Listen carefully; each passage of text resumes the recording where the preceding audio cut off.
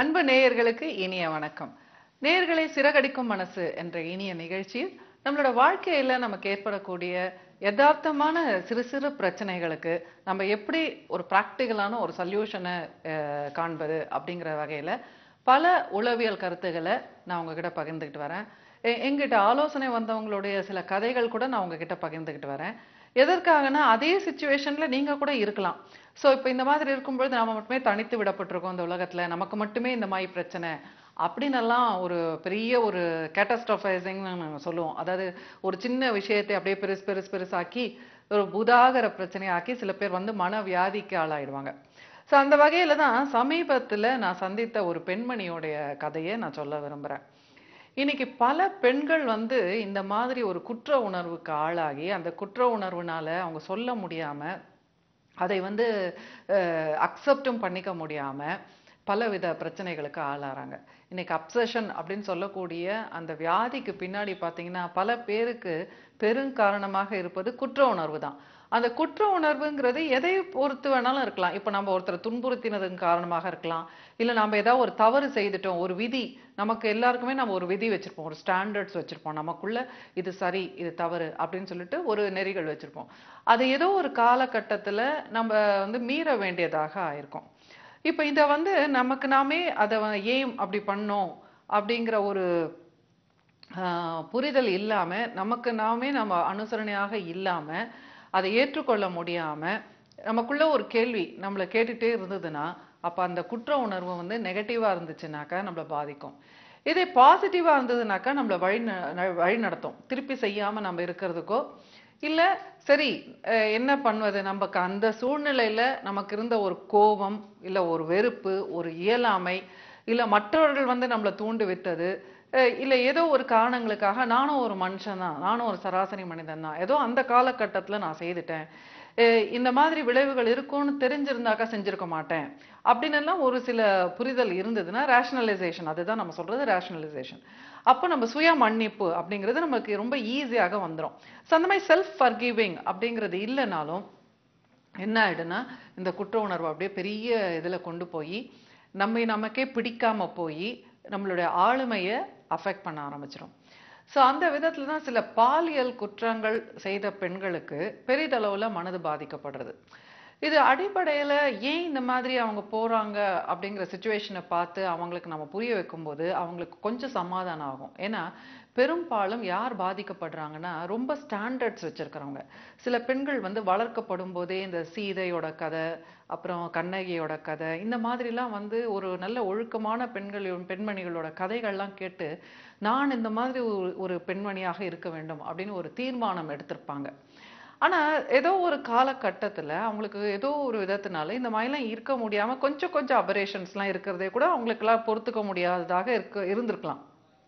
அதையும் மீறி அவங்க திருமணம் ஆனதுக்கு அப்புறம் அந்த ஒரு சாட்டிஸ்ஃபேக்ஷன் தாம்பத்தியத்துல கிடைக்கல அப்படிங்கிற பொழுது, இல்ல அவங்க கணவனால வந்து புறக்கணிக்கப்படும் பொழுது, இல்ல அவங்களுக்கு வந்து ஒரு ஏதோ ஒரு காலகட்டத்துல அவங்க தனித்து விடும் பொழுது, இந்த ஒழுக்க நெறிகள்னு அவங்க வைத்திருந்ததை மீறி அவங்க ஏதாவது ஒரு தவறு செய்துட்டாங்க அப்படின்ற பொழுது சில பேர் வந்து மற்றவர்களால கூட அவங்க வந்து தள்ளப்படுவார்கள் சில தவறுகளுக்கு. ஸோ இது மாதிரிலாம் வரும் பொழுது என்ன ஆகும்னா சில நேரங்கள்ல அதை அவங்க அப்படியே அமுக்கி அமுக்கி வச்சுட்டு அந்த குற்ற உணர்வுக்கு ஆளாகிடுறாங்க.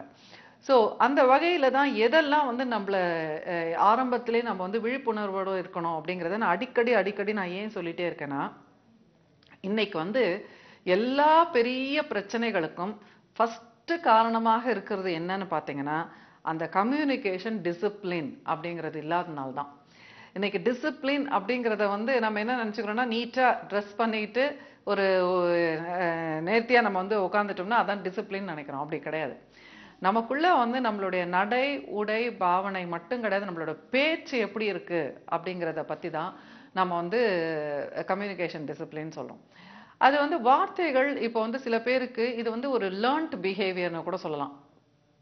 ஏன்னா நம்ம குடும்பங்கள்ல எப்படி பேசுறாங்க, என்ன மாதிரியான லாங்குவேஜை உபயோகப்படுத்துறாங்க, நம்ம பாட்டி தாத்தா இல்ல மாமா, நமக்கு நெருங்கிய உறவினர்கள், அம்மா அப்பா, சகோதரர்கள், நண்பர்கள், இவங்கெல்லாம் என்னென்ன மாதிரி உபயோகப்படுத்துறாங்க, இதெல்லாம் நமக்குள்ள போகும். கண்டிப்பாக நமக்குள்ள போகும்.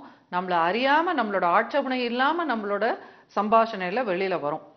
ஸோ சில நேரத்துல நம்ம கோவம் வந்தா இந்த மாதிரி பேசுறோம் அப்படின்னு கூட தெரியாம சில பேர் பேசிட்டு இருப்பாங்க. அதே மாதிரி அந்த உணர்வுகளை வெளிப்படுத்தும் பொழுது எந்த விகிதத்தில் எந்த இன்டென்சிட்டியில நம்ம வெளிப்படுத்துறோம், அது வந்து மற்றவங்களை பாதிக்குதா, என்னை பாதிக்குதா, இத மாதிரிலாம் எல்லாருமே இப்படிதான் பேசுவாங்களா கோவம் வந்தா, இல்ல நான் ரொம்ப ஜாஸ்தியா வெளிப்படுத்துறேனா, இல்ல நான் ரொம்ப அமுக்கி வச்சுக்கிறேனா, சாதாரணமா ஒரு மேனர்ஸோட நம்மளுடைய ஆட்சேபனையை வெளிப்படுத்தணும்னா நம்ம எப்படி சொல்லணும். ஸோ இதையெல்லாம் நம்ம கத்துக்கணும். இதெல்லாம் கான்ஷியஸா கத்துக்கிட்டோம்னா நம்ம கம்யூனிகேஷன் ரொம்ப டிசிப்ளின்டா இருக்கும். ஸோ அந்த விதத்துல அந்த கம்யூனிகேஷன் டிசிப்ளினோட நாம வந்து ஒரு சமூக வலையில மற்றவர்களோட ஒரு சமூக கூடங்கள் எல்லாம் பழகும் பொழுது என்ன ஆகும்னா, ஈஸியாக நம்ம பேசும் பொழுது வார்த்தைகளை மீற மாட்டோம், எல்லைகளை மீற மாட்டோம், மற்றவர்கள் மீறும் போதும் அதை நம்ம புரிந்து கொள்வோம். இல்லாட்டினா டிசிப்ளின் இல்லைன்ற போது மற்றவங்க சொல்றதும் நம்ம சாதாரணமா எடுத்துப்போம். அதுக்கப்புறம் அவங்க என்ன நினைச்சுக்குவாங்க, ஓஹோ இவங்களுக்கு இது பிடிச்சிருக்கு போல இருக்கு, அப்ப நம்ம இன்னும் கொஞ்சம் ஜாஸ்தியா பேசலாம் அப்படின்னு பேசுவாங்க. அப்போ உங்களுக்கும் தெரியாம இப்படியே போயிட்டு இருக்கும் போது கூட இது வந்து ஒரு தவறான செயல்ல போய் கடைசியில முடிஞ்சிடும். இன்னைக்கு அப்படிதான் லோன்லினஸ் அப்படிங்கிற ஒண்ணுத்துக்கு ஆளானவங்க இந்த மாதிரியான பிரச்சனையில போய் மாட்டிக்கிறாங்க. லோன்லினஸ் தனித்து விடப்பட்டவங்க மட்டும் அந்த ஒரு விழிப்புணர்வு இல்லாம ஒரு டிசிப்ளின் இல்லாம போனாங்கன்னு வச்சுக்கோங்க, அவங்க ஏங்குறது என்னவோ அன்புக்காக, அவங்க ஏங்குறது ஒரு அன்புக்காகவும் ஒரு ஊக்கத்துக்காகவும் ஒரு உற்சாகத்துக்காகவும் ஒரு ஆதரவுக்காகவும்.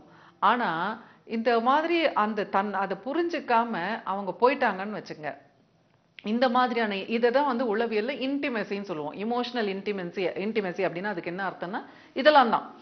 ஸோ இதையெல்லாம் நம்ம எல்லாருமே எதிர்பார்ப்போம். இதை வந்து சில பேர் வந்து தன்னம்பிக்கையோட இருக்கிறவங்க அவங்க இதை பத்திலாம் ரொம்ப ஏக்கத்திலே இருக்க மாட்டாங்க. கிடைச்சாலும் ஓகே, கிடைக்காட்டினாலும் ஓகேன்னு சொல்லிட்டு அவங்க வந்து ரொம்ப தன்னம்பிக்கையோட இருப்பாங்க. ஆனா முக்காவாசி பேருக்கு இது கிடைக்கணும், யாராவது ஒருத்தர்கிட்ட இருந்து கிடைக்கணும். தாய் தந்தையர்கிட்டயோ இல்ல மனைவி கிட்டயோ கணவன் கிட்டயோ இல்ல பிள்ளைகள் கிட்டயோ இல்ல ஆசிரியர்கள் கிட்டயோ இல்ல நண்பர்கள் கிட்டயோ அந்த மாதிரி ஏதாவது ஒரு உறவுகள் கிட்ட இருந்து இந்த ஒரு இன்டிமெசின்ற ஒரு உணர்வு அவங்களுக்கு ஏற்படல. அதுவும் குறிப்பாக ரொம்ப க்ளோஸ் ரிலேஷன்ஷிப் கிட்ட இருந்து கிடைக்கல அப்படிங்கிற பொழுது என்ன ஆகும்னா இது ஒரு வெற்றிடத்தை அவங்களுக்குள்ள ஏற்படுத்திடும். ஸோ அந்த மாதிரி வெற்றிடத்தை ஏற்படுத்தும் பொழுதுதான் அவங்களுக்கு அவங்களுடைய நேரத்தை எப்படி கடப்பதுங்கிறதே தெரியாது. எல்லாத்துலயுமே ஒரு ஒரு டயர்ட்னஸ் இருக்கும். எதுக்கு எடுத்தாலும் போர் அடிக்குது போர் அடிக்குதுன்னுவாங்க, டிவி பார்க்கணும்னா போர் அடிக்குதுன்னுவாங்க, கோயிலுக்கு போனோம்னா போர் அடிக்குதுன்னுவாங்க, யாராவது வீட்டுக்கு விருந்துக்கு வந்தா போர் அடிக்குதுன்னுவாங்க. எல்லாத்துலயுமே ஒரு சுவாரஸ்யம் இல்லாம இருந்துட்டு இருப்பாங்க. ஸோ இந்த மாதிரி நேரத்துல நேரத்தை கடப்பது அப்படிங்கிறதுக்காக ஏதாவது ஒரு சமூக வலைதளத்துல போயிட்டாங்கன்னா அப்பதான் வந்து யார் வந்து நம்ம கிட்ட பேசும் பொழுது எதற்காக பேசுகிறாங்க அப்படிங்கிற நோக்கத்தை சரியாக புரிஞ்சுக்காத போது நாம இந்த மாதிரி சில பாலியல் சேவைகள் செய்வோம்னா நமக்கு இன்டிமெசி கிடைக்கும் அப்படிங்கிற ஒரு எண்ணத்துல தான் இன்னைக்கு பல பெண்கள் ஏமாற்றப்படுறாங்க. சரி நேயர்களே, மேலும் பல கருத்துகள் நான் உங்களோட பகிர்ந்துப்பேன். மீண்டும் நாளை சந்திப்போம். நன்றி, வணக்கம்.